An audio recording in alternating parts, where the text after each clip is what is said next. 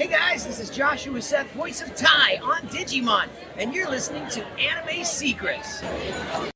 Toku Secrets is a podcast run by the Anime Secrets website. Check us out at animesecrets.org for more anime, video game, tokusatsu content. Remember to follow us on Spotify, Apple Podcasts, YouTube, or wherever you listen to podcasts today. Oh yes, this is Goldar, and you're listening to Toku Secrets Podcast. Don't tune us out, tune us in. Welcome to Toku Secrets. Join us as we journey into the marvelous world of Super Sentai, Kamen Rider, Power Rangers, and many other Tokusatsu. Get ready for the adventure of a lifetime. It's Morphin time! Link to the Morphin. I'm Nathan Desai, the dazzling adventurer, Smokin' Silver. I'm Patrick Allen, I'm Shinken Red. And I'm Rizwan Merchant, Gokai Red. And I'm Anthony Davis, also known as Curie Green. And we're Toku Secrets. What's going on, everybody? Welcome back to the Toku Secrets Podcast, presented by AnimeSecrets.org. And today, we are taking a look at the very first episode of the current Sentai that is airing. We covered King Oger and we covered Boom Boomger, which we just wrapped up our last podcast on that last week. And now we are beginning with a new one, No.1 Sentai Gozyuger. Definitely looking forward to checking this one out. We're going to be taking a look at the first episode here, and then we'll go on to cover the next couple of episodes in batches until we get to the end. We're definitely looking forward to it. Let's give a little bit of background information on Gozyuger. This is the 49th installment of Super Sentai, as everybody knows. But even though it is number 49, it is actually celebrating 50 years of the Super Sentai franchise. This is the first Sentai since Chodiki Sentai O Ranger to celebrate the anniversary based on the year instead of the number of series installments that have been made. Now, there's been debate a lot over why they're doing that. Some people may speculate that they're technically the 50th Sentai because there was one Sentai that we had, Lupin Ranger versus Pat Ranger, that had two different Sentais. But I think it's just mainly based on the year because, 50 years of the franchise is a massive milestone. So Definitely. definitely a big deal there. This is the first season to feature a female Black Ranger on the core team. Now, yeah, we're not going to see her here transformed yet, but scans have already revealed it. Now, technically, King Oger implied it because Kaguragi's predecessor was a woman, but she never transformed into Hachi Oger. So now, this is technically I have it here because from now on, every time we start a new Sentai, I'm gonna want to give a direct translation of the title. But in this case, there's nothing to translate. No.1 Sentai Gozyuger. No.1 is written in katakana, and the Gozyuger part, as always, is written in katakana. So there's no major translation there. We got a theme of rings, weapons, and fighters. So no real big thing, but it does have a bit of a technical high fantasy thing. This is actually the first season to feature a non-red Tyrannosaurus Rex themed Ranger, so that's pretty cool. We'll learn more about that. Uh, but the big thing to talk about here is the head writer of this Sentai, because there's actually some very interesting stuff about her here. Her name is Akiko Inoue. This is her first outing in Super Sentai in general. She's a head writer, and this is also her first time writing on Sentai. Her previous writing credits include being a writer on Kamen Rider Gotchard, which was the Sentai that was airing alongside King Oger. I didn't like Um, Oxford, I'm sorry. oh, okay. Well, hopefully she'll do better on Super Sentai. And she wasn't the main writer either, so we can't hold that No. entirely against her. No, Um, yeah, no. she's written other anime, including a Scarlet Nexus. She's done some assistant writing on One Piece Okay. and Sword Guy, the animation, which that's actually very interesting because that's based off of a manga written by her father. And speaking of which, uh, this woman, Akiko Inoue, well, she's kind of a legacy person here in Super Sentai because she is the third member of her family to serve as a writer for Tokusatsu. Her grandfather, Masaru Igami, he was the main writer for most of the Kamen Rider Showa era. He was the head writer of the original Kamen Rider, its sequel V3, Kamen Rider Stronger, and he did assistant writing for Kamen Rider X, Amazon, first half of Sky Rider, Super One. So big Kamen Rider guy. And her father is Toshiki Inoue. Uh, a very big writer for most Toku fandom. He was the head writer for Jojin Sentai Jetman and most recently Avataro Sentai Dawn Brothers. He did assistant writing for Flashman, Maskman, Live Man, Turbo Ranger, Five Man. Um, one episode of G Ranger. He did the entire Jin Matoba arc of Die Ranger, 5 episodes of O Ranger, 2 of Time Ranger, 1 of Gokaiger. And he also did some Kamen Rider work. He was the head writer of Agito alongside Yasuko Kobayashi, which okay, that's good. Kamen Rider 555.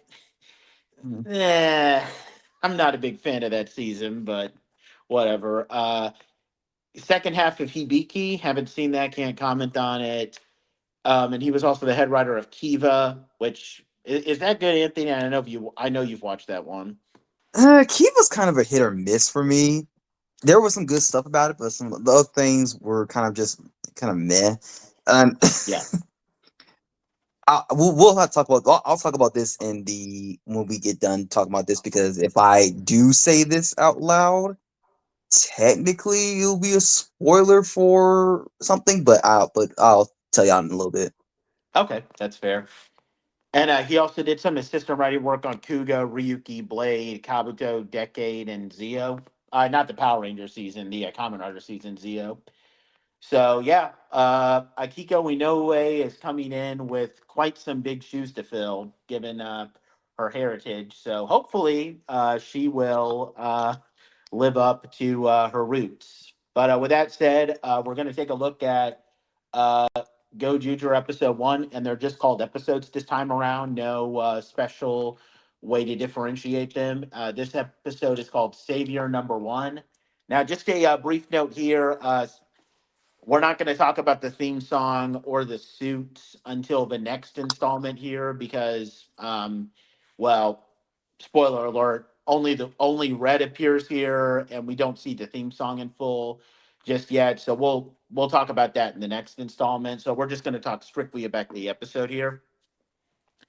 So we open up, we're given a prologue revealing that there was something going on called the Universe War, where all the Super Sentai robos from across the world, so we see a bunch of robos, like we see the Kakure, Daishogun, Boom Boomja Robo, a lot of the Showa era robos, etc.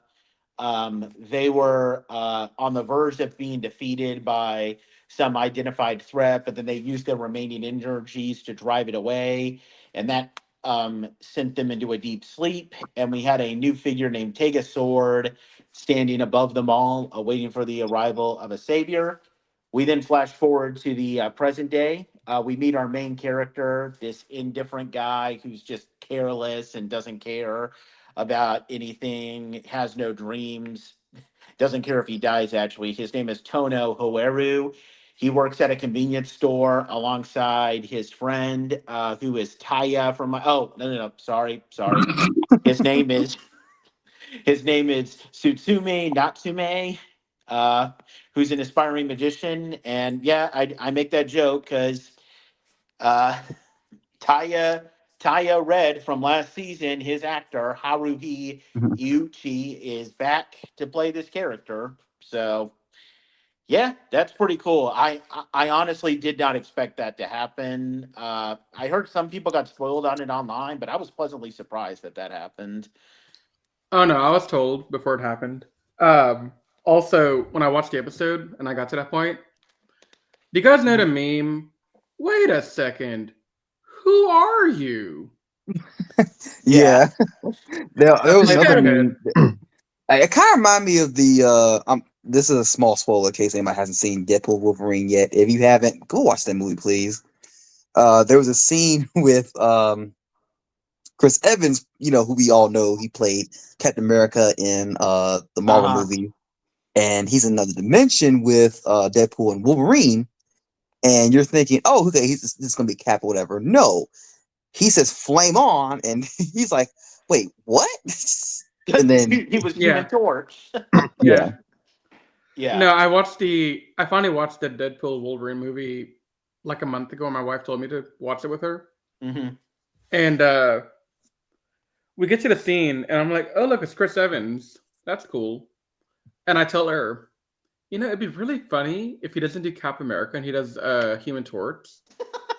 And the next thing I know, he's yelling "Flame on!" I'm like, yes. It must have been really bizarre for him to go back to playing Human Torch because it's been like 20 years since he did that role. Yeah.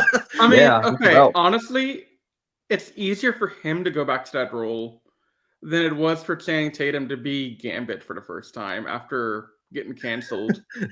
Yeah. Yeah, I was disappointed. I mean, I liked his Gambit. It was actually really good, but I thought it waited too long to have him play as the character. Yeah. This tangent brought to you by Toku Secrets Podcast. Also, Nate, is this the fastest turnaround for a cameo? Yeah, I think First so. episode of the next season. Okay, but hold on. Do we actually consider this a cameo? Because it's not Taya. I heard that this was going to be a running theme throughout the season from people who have seen some behind the scenes footage that we're going to have previous Sentai actors come in and henshin into other Rangers like what we see in this episode. So I think it is meant to be a cameo. Look, all I got to say is when they get to Gokaiser, the only person I will accept playing him is 2Kaiser. Oh, okay, that's cool. What about Decade? A lot of people have really been wanting Decade to play as the actor who played Decade to play as Gokai Red for some reason. That'd be a meta disaster if they did that. Honestly, though, I mean, the fact that like they're giving like alternative world versions of these Rangers, like that is very much like what Decade did. But here's the thing: the reason why it can kind of work here is because you're bringing old actors back to transform into other Rangers. So, I mean, okay, like if you were doing a Power they don't transform like the traditional sense. They do use the Tega Sword in like a different variation of the Tega Sword to transform. In ring. But I'll also say real quick, Nate, before we move on to the next topic. Yeah. That the big difference, at least from episode 1 of Gozyuger and Decade, is that Gozyuger's writing actually is not confusing and makes some kind of sense. Yeah. Exactly. Decade, I'm sorry, man. I don't understand you. I know. And they were supposed to actually be the writers of those universe, of those different alternate worlds. Here, they're just ordinary people who become different writers. They become Rangers. Wait, hang on. Something we got to clear up real quick. Patrick, you sitting there laughing. Mm-hmm. You skipped out on our Decade. I've never seen Decade, but I've heard horror stories from people who have, and I wanted nothing to do with that crap. No, even before that, why do you think I skipped it? Because you have much knowledge and you knew better than we did, but you didn't warn us. But yeah, like if you want to, but it was a lot more funny to not warn you. But yeah, if you want to, like I don't know, if this is like the equivalent of like if we did a Power Ranger season where like I don't know, you could have taken like just think of some random thing, like I don't know, you could have had Jason Font transform into I don't know, the Red Ninja Storm Ranger or Green Lightspeed Red. Ranger. Yeah, like. But I mean, who would you curse with Overdrive? Or Ninja? Who would I curse with Overdrive? Who would you curse to be the one to morph into Overdrive Red? Okay, who's someone that I don't know if I should mention that here, but like I don't know. I mean, I guess Cole's actor. yeah, that'd be You don't good. deserve that. Come on now. Oh well, the guy who played Dax can transform into I don't know, the Blue Wild Force Ranger because they're both annoying Blue Rangers. So Whoa, whoa, nothing would whoa, whoa, change. whoa, whoa, Oh, whoa, whoa, whoa, whoa, uh-oh. whoa, whoa, whoa, whoa, whoa. Okay. Wild Force had a Blue Ranger. Okay. So one, no, they didn't. Two, if they did have a Blue Ranger named Max, Dax Oh is God, it still rhymes. not worthy of wearing those shoes because quote unquote Max would have done it a lot better than Dax just by virtue of Max not being Dax. Yeah, that's fair enough. So if a Blue Ranger did exist for that team, Dax wouldn't deserve it. Yeah, that's fair. They can make a Now, nursery rhyme out of these two characters, dude, Max and Dax.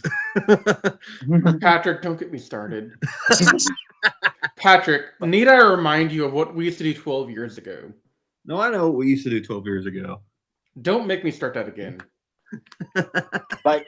But anyway, to get back to the episode, Hoeru drives off this knife wielding thief from the store, but then he still gets fired due to his attitude. And then the next day, he's on his way to an interview for another job. He meets with Natsume. Natsume buys him some food as a thank you for saving him from the thief. And Natsume, who has this dream of becoming a big musician, and selling his music, he asks Hoeru what his dreams are. But Hoeru is all like, "I don't have any dreams. I don't wish for anything. Like, I don't really care about all that." And then around that time, a villain from another world named Fire Candle shows up. He appears in the real world with his big like fire like mech, and he's actually a humanoid villain, so that's already pretty cool. hmm He's saying he's gonna bring light to this good for nothing world, and he starts rampaging in his mech. He unleashes his army of foot soldiers, which are called the Ari here, and when they attack, Natsume uses this strange claw and a ring that he has to transform into Kuwagata Oger, the king, the Red King Oger. So that's pretty cool. And when whoever tries to join the fight, he gets sucked into a portal when he gets shot at by Fire Candle, and he finds himself after being sucked into the portal into the ruins where the Super Sentai Robos were. During which he has this flashback to the universe war, but he doesn't know what's going on. Like he doesn't know anything about it. He finds this mysterious ring and takes it, thinking that he'll be given power to help Natsume. He has this brief encounter with Fire Candle's assistant, another humanoid female villain named Bocat, Okay, yeah. and he puts the ring on and finds himself facing Tega Sword. Tega says he'll grant any wish that he desires, but whoever says he has no wishes. And we see in a flashback that this mysterious woman told whoever as a kid not to have any wishes and suppress any feelings that or desires that he has to avoid being hurt. And Tega says this isn't whoever really is, and he should aim to become number 1. And by number 1, he's all about like collecting rings and like becoming the number 1 hero, and that will help him unveil his true desires. And whoever Tega Swords takes up the challenge. He accepts the ring and contract. He so then he is able to unleash his own mech called Tega Sword Red Robo. He fights off Fire Candle's mech. Fire Candle's forced to retreat. Then whoever But Nate, you forgot something. what was that? Sorry about that. You forgot to mention that whenever one of the five, I guess the five Gozugers pilot their mecha, they're in their human forms, and they were like this nice Well, it's like a pretty nice looking costume that they wear. It kind of looks like the The white Kiba Rangers Team Ranger, thing. yeah, from Night Ranger. Yeah, yeah, that is a pretty. Well, I mean, I guess that's just the case for Hoeru. We got to see what's the case for the other people, but yeah, that's actually a pretty nice touch. Um, But yeah, he transforms into GozyuWolf, which is the red Gozyuger here, fights off the foot soldiers, and when he transforms, he gives off a howling noise that gets heard by four other people who all have rings similar to his. So they start, looking for him. And at the end of the episode, Hoeru repays Natsume for his food, and he declares he's going to become No.1 so he can find his dream. But Natsume is angry that whoever has a ring, even though he has no dream, claiming that he does, and he says Hoeru doesn't deserve the ring. He transforms into Kwagata Oger, and the episode ends as Hoeru and Natsume start battling, and the other So, main so what characters you're are saying watching. is that this guy wants to deliver some hands to Toru. Yeah.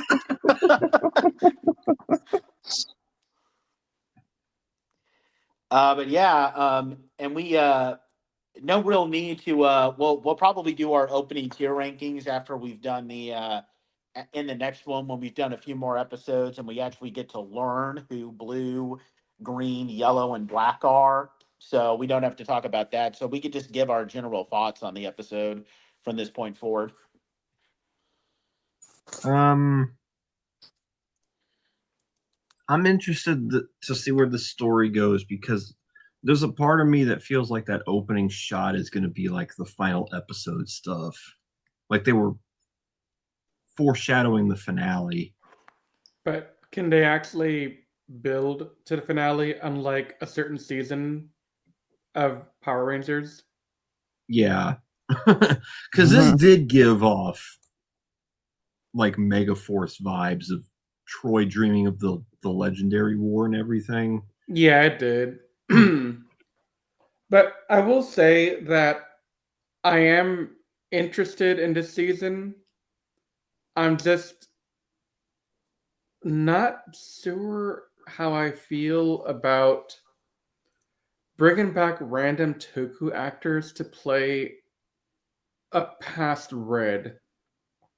Like, I know they're not bringing back that Red like how they did in Decade and saying, oh, look, it's that guy. Yeah. But it's still something that I'm trying to get my mind around if I like or not as a whole Yeah, because it concept. seems like they kind of. I'm curious how they got these powers in the first place. Because I'm pretty sure, Well, I'm sure Tega Sword was like, "Here, you want some powers? You want dreams? Here, take it." It's like, okay, right. And like right now, I don't know enough to say if I like this season a lot or not. I'm definitely entertained. I think it was a good, fun first episode, but I'm not so like, okay, going back to the last two seasons in a row. When I watched episode 1 of Boom Boonzer and King Ozer, I came out of that like, yo, I like this a lot. yes, I know Patrick didn't for King Ozer, but definitely for I think Boom Boonzer. I think we all liked Yep. episode 1 a lot. So I'm not sure if I'm there with you guys, if I'm being completely honest. It's definitely one of the more bizarre episode ones we've had. yeah. But I mean, it's not even that bizarre. What doesn't do as big of a job as establishing itself. And that's the thing is I don't really know what is the. Are we going for a comedy? Are we going for a serious? Are we going for like I don't know what the tone of the Sentai is supposed to be. Are we going for parody? I don't even know. That's my problem right now. I don't know the identity of the Sentai yet. I think it's gonna be serious. Like this is kind of like my episode 1 prediction of what's gonna happen here. Each red has a key as a ring. And it's gonna be like Gokaiger where they need to collect all the rings type of thing. So Yep. Every red ranger I think is going to be represented at least once. But the thing that I'm curious about though, like So honestly, I get where this what the story is basically from here, where this is all about Hoeru getting this mysterious power and him seeking to become like the #1 hero, which of course he'll be able to achieve by getting all these rings. But it does leave me wondering, like, how do the other four Rangers factor into it then? Like, are they going to be competing with Red Right. to like And get their Mhm. own blue rings? Like, are we going to have something similar to like where they're not even a team, they're just kind of fighting? Like, it's like a battle royale between Rangers, kind of similar to like how Kamen Rider Gaim, not going to give much Yep. of a spoiler, but like Gaim was like a big battle Fighting royale Woogie. between a bunch of writers. Mhm. It's what it feels like. no, I don't think it'll be 100% that, Nate, based on the episode 2 preview. Uh huh. But I mean, I don't know. Do we want to talk about the episode 2 preview at the end of episode 1? Yeah, we can bring that up. I mean, there's no I harm in mean, that. I think if I remember correctly, I saw a clip at the end where I think it was the blue one Hensoned into a red, but they didn't have like the full red suit. They had bits of the blue suit still remaining on top of it. Mhm. So I don't think they're Feel gonna like go for like Team Blue will get all the blue rings, or yeah. I think. But I that's you bring up a really good question to me, and that is, are these guys gonna be a team, or are they gonna be more like King Oza, where they are all in it for themselves? And either way, it's fine. I just don't have a good feeling yet for what are we dealing Yeah. with. That was kind of one of my questions going into it because a lot of the previews and descriptions of the show made it sound like they were fighting to become the #1 Ranger in Super Sentai history. And I'm like, not #1 team, right? #1 Right. Ranger. And So, I don't know where this is going. I mean, if you want to talk about #1 Sentai Ranger, I think you got some stiff competition at the top with certain people like Marvelous, Takeru. Mhm. They're gonna whoop your ass. Yeah. That's probably why they didn't just have them fight the original Rangers, like them having to fight these regular citizens who just happen to get powers similar to the past Rangers, but not actually get the actual Rangers to come in and be like, "Hey, I'm gonna fight you when I want to get your ring, blah blah." So It's people are gaining powers of Sentai teams to compete for the wish. And now they have to take those rings from other people, I guess, to get their wish. I guess that's how this works. I I mean, don't know. They hopefully this have will be expanded upon more in the second it episode. needs to because this episode didn't explain much. It just kind of like showcased Yeah. yeah, and the even with abilities and stuff. because there's like I'm not even joking. This thing is like maybe a minute or two long. Like episode 0 is just a minute too long exposition of what is going on with like the past Sentai mechs and all that. And apparently they were fighting some giant like robots or whatever, Yeah. and pretty much all of them get destroyed almost. And then Tega Sword appears, and Tega Sword basically takes all their energy and disperses them all into different rings and stuff. So that's basically what happened.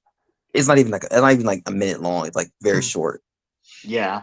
And It's mainly just a mech battle, and it's a really Yeah. cool mech battle. Like, okay, so here's the thing. I've seen a lot of people on like different places like Insta, Reddit, whatever.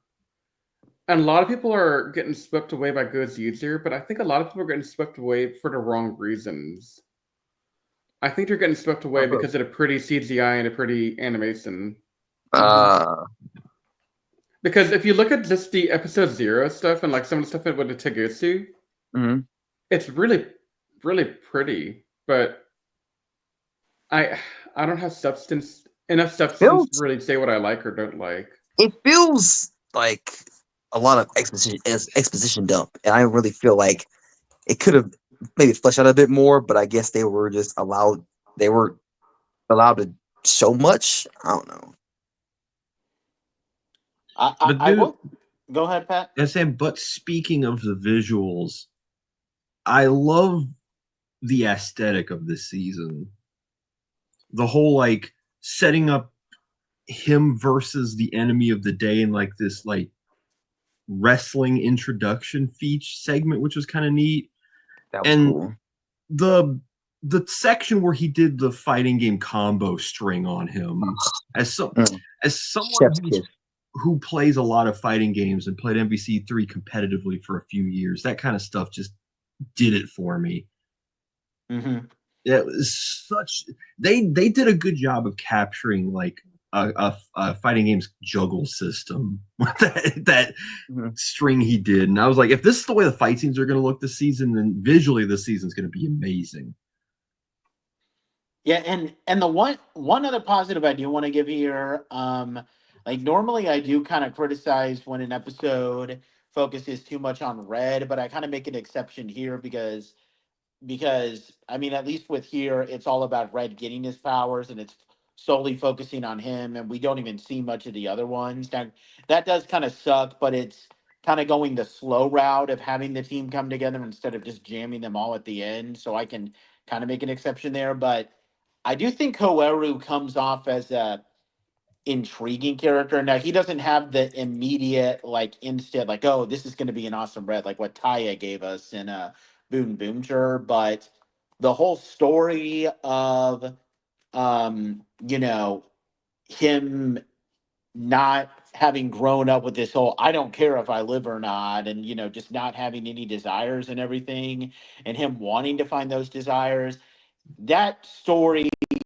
if they keep on it, will be intriguing enough to where I'm going to want to keep coming back to see what's actually going to happen. And I think this is also very interesting that this Red is a complete opposite of the past Red with Boom Red, Yep. because we know about Ty's dreams. We know what he wants to achieve and what his goals are.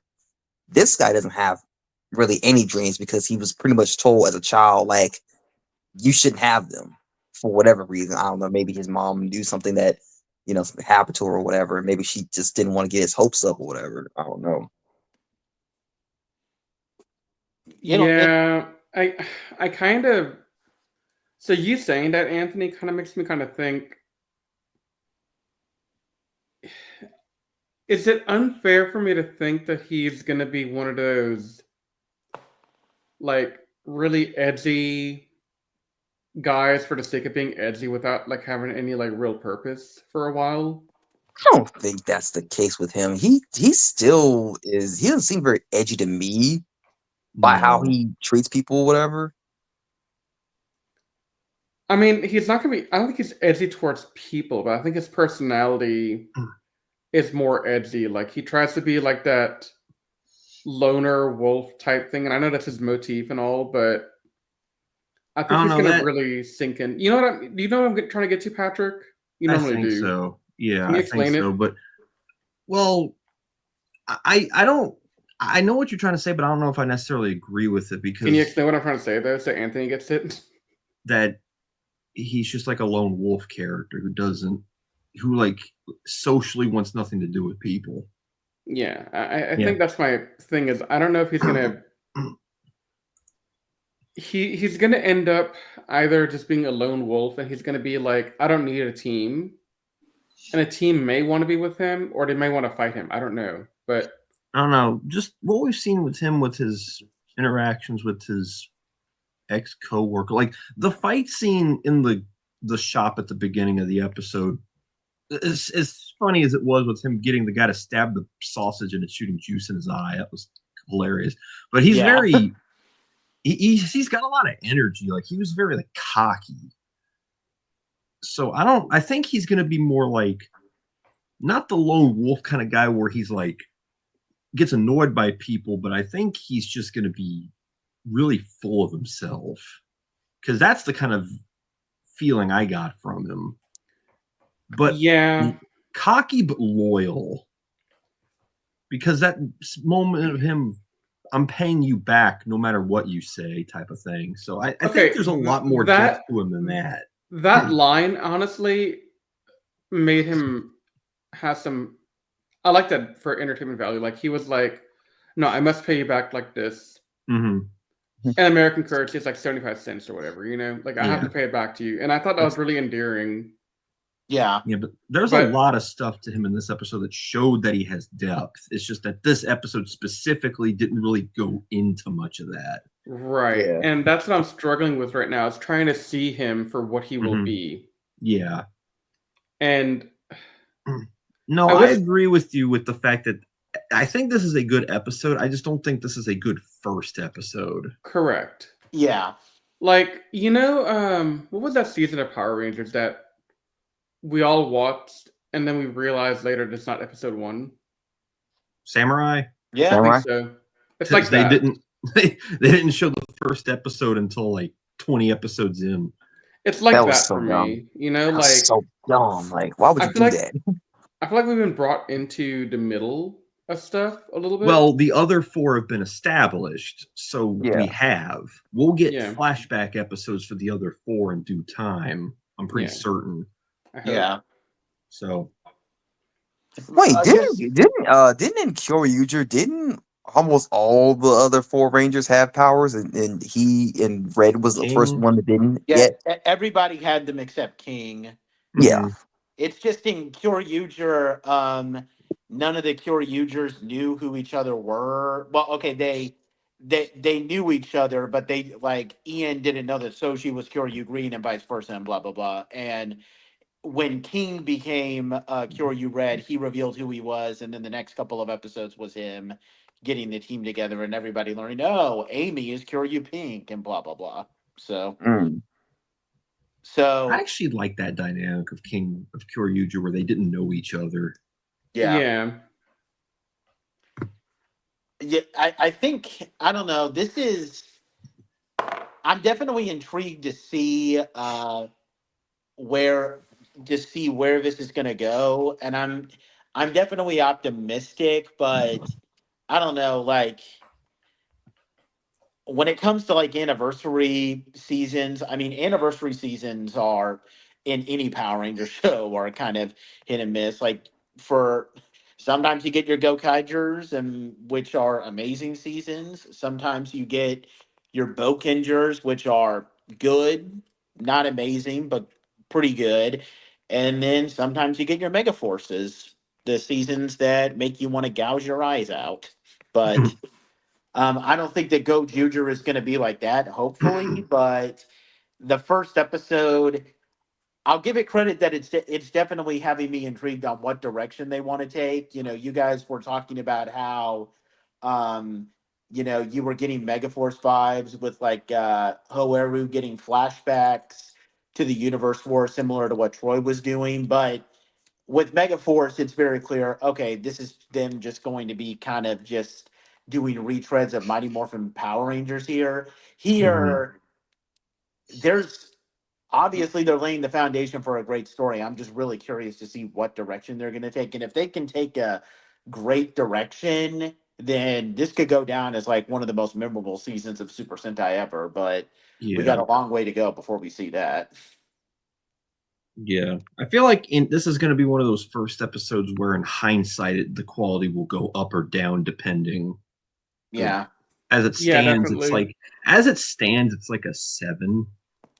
I want to give it an 8 just because it has me wanting to come back and watch it and see how everything is going to go down. So the fact that it has me gripped enough to where I want to see where the show is going, that means it's doing something right. So I want to give it an 8 on that, but I can't give it anything higher than an 8 because it didn't do anything to like immediately give me like, oh yeah, this is going to be great like last season. So I think 8 is appropriate. I wish it did a little bit more foundation setting. That's kind of what the big thing that I'm missing from this. Yeah, that's fair. What about you, Anthony? I actually want to give it a mix between give it a 8 or a 9, but I kind of want to give it like maybe a 9.5 just because okay, that's high praise. Yeah, because like I just like how different this was, and like I said, they changed a whole lot of stuff because this is pretty unique to how the fight, how they did like the Zora fight first, and then do the ground fighting afterwards. So I'm having a hard time scoring this because I definitely think Patrick is correct in his assessment. And hearing how Nathan scored his, because he felt a connection to it, right? Like he felt something for it. He was excited for next week. Not necessarily excited, but wanting to see where it goes. Right. Like you have that desire to see next Curiosity. week. Right. Yeah. Curiosity. Mm-hmm. I don't know if I have that curiosity, if I'm being honest with you. I can definitely see why, because it was definitely, it did take me a while after I watched this episode to truly figure out how to score it. Yeah. So I can see where you're coming from. Like, this was definitely not the type of first episode for everybody. Well, I mean, I've had much longer than you guys to really think it out because I saw it before any of you three. Mm-hmm. But I've just been struggling with what do I think of it? Because to me, it just seems like a lot of exposition and flashy lights without any substance or foundation, like you're saying, Pat. Mm-hmm. I just don't know if I like 7 for the score. Like, I kind of think a 6.5, honestly, if I'm being really honest with you guys. I would find that to be appropriate, though, because at the end of the day, I mean, we can't agree that this probably didn't do everything that an ideal first episode would do. Yeah. So, yeah, that score does seem to be kind of appropriate. Because, okay, if I'm thinking about it from the point of view of this is going to grip me into want to go watch episode 2, because if you remember at the end of Boom Boomster, and I lorded it over you guys for the longest time, that I was watching week by week. I was watching as soon as the subs landed. I didn't miss a beat. I was always on top of the game for Boom Boomster. I don't have that drive anymore. I'm not in that position to care right now. Like, I could probably wait at this point for episode 4 to come out, or episode 5, or whatever we're doing next, and be like, okay, let me just binge these out and see how I feel about it then. I wouldn't be missing anything. That's ironically how I felt about King Oger. After episode 1, I had no feelings after that. Right. And like the reason I think it's because, okay, cool, we had Taya come in and play some random guy, and that didn't give me a connection. And I'm not going to get a connection with the person we have next week because I already know who it is. And I think I know who episode 3 is as well. And I have no connection with either. I have like no desire to be like, oh, cool. It's that actor coming back to play, somebody we know and love from a previous Sentai.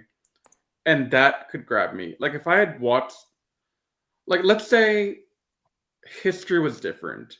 And I was Nathan like 10 years ago when GoKaiser was, not 10 years ago, like what, 15 years ago? How old is GoKaiser? 15?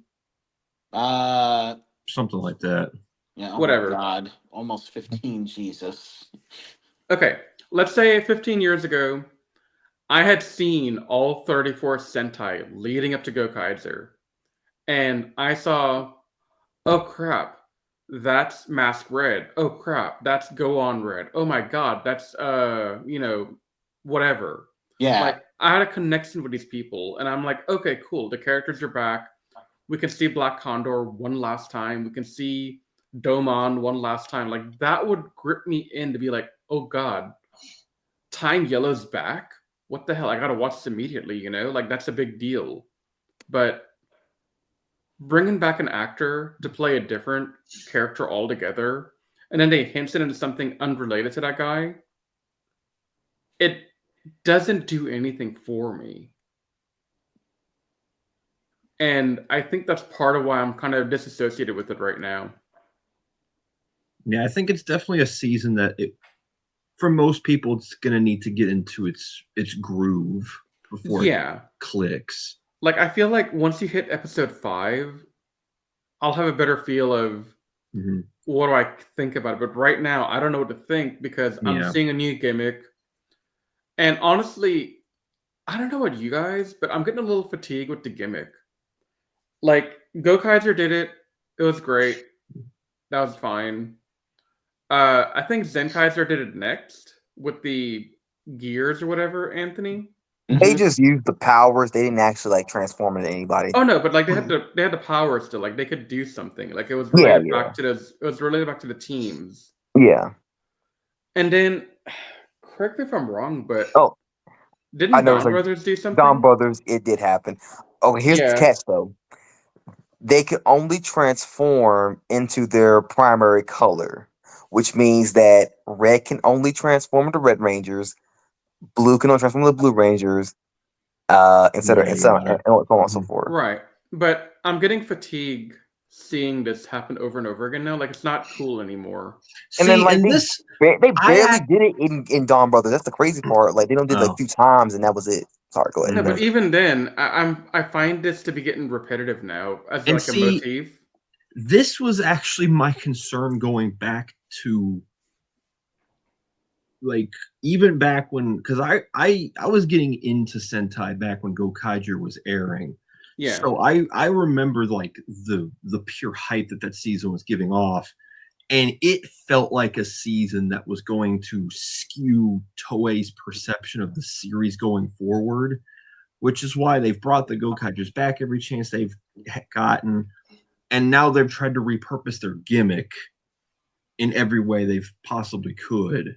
Yeah. I mean, shoot, they're still milking the toy line because we've gotten Ranger keys for the teams that have preceded them. Like the Boom Boonger key set just came out like a couple months ago for the repeat. And they keep releasing new Mobirots and stuff. Like they just come up with something new. Like Gokaiger was so big that it actually kind of screwed with how Toei wants to make anniversary seasons. Agreed. And like we don't need every 5 years or every 10 years a Gokaiger like thing. If you want to do that, like if you wanted to do Gozyuger the right way, and I'm gonna preface this because you all are gonna jump on my throat in a second and say, "Oh, Riz, you're just being a Marvelous stan or you're being a Gokaiger stan." No, I'm not. I'm being dead honest here. If they wanted to do a 50th anniversary and they wanted to have a gimmick like Gokaiger with the power-ups and all that stuff, literally you have 5 of the 6 actors still available that probably could have come back, minus probably one, the Blue Ranger. You could have brought back a good number of the cast to do something again. And just had Gokaiger Season 2 with maybe like a new Blue and a new 6th Ranger. You could have 2 Kaiser be the 6th Ranger for all I care.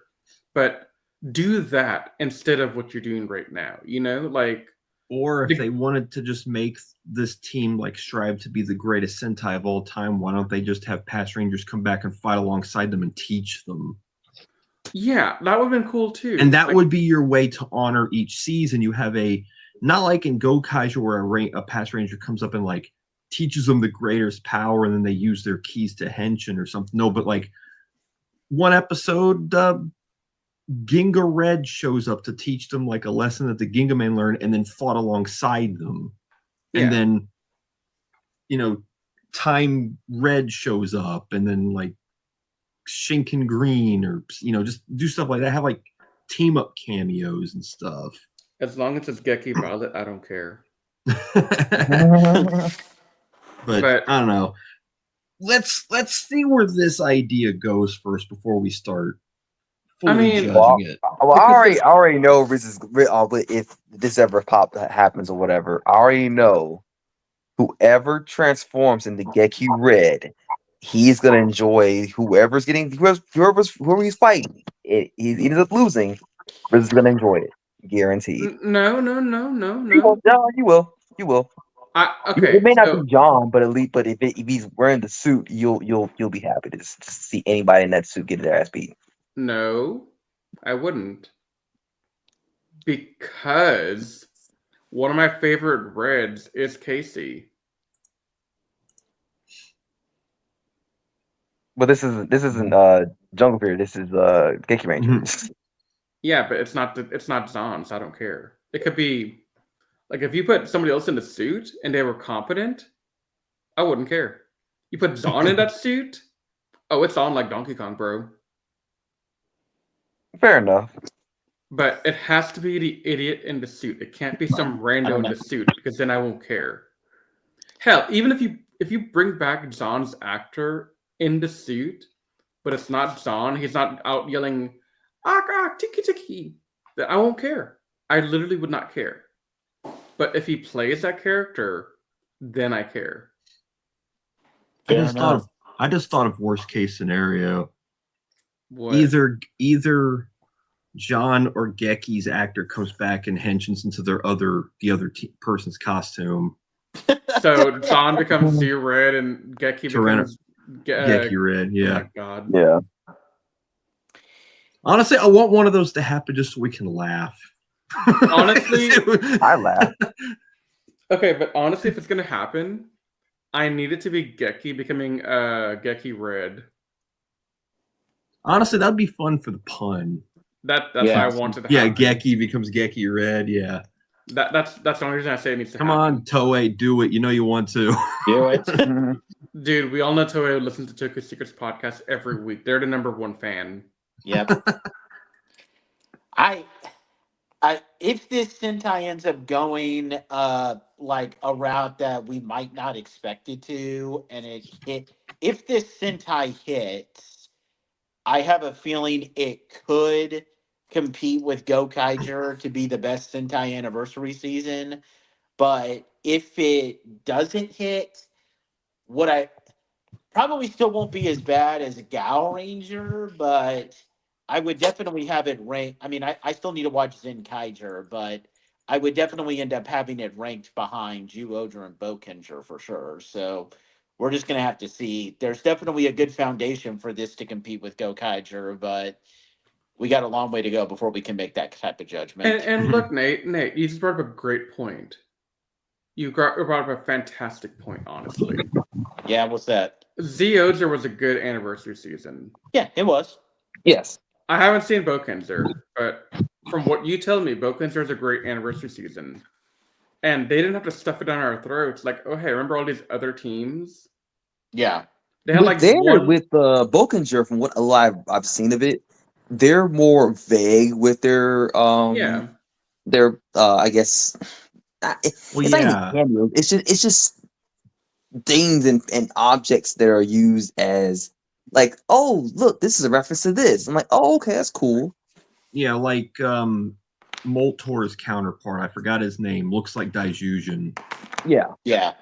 No, and those kind of things are fine. That doesn't matter. Yeah. But and Zyuohger, I mean, that's a completely different world altogether. There's nothing similar to any other Sentai, really.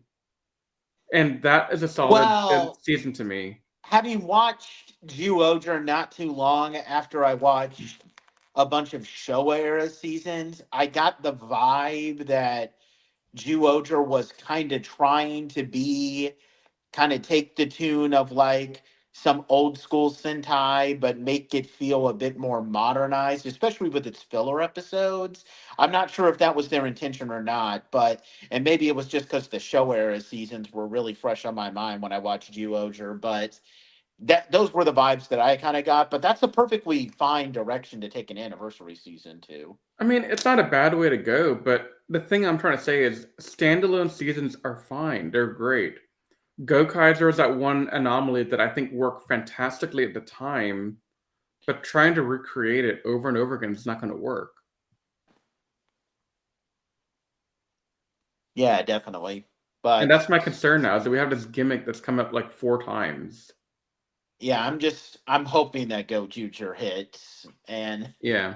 But I mean, we got plenty of time to see whether or not it'll hit or not. It better. Yeah. But for the people who wanted the recap, because we gave our ratings a little while, I gave it an 8, Anthony 9.5, Patrick 7, Riz 6.5. So literally, we gave it a 6, 7, 8, and 9. Yeah. We've never done that before.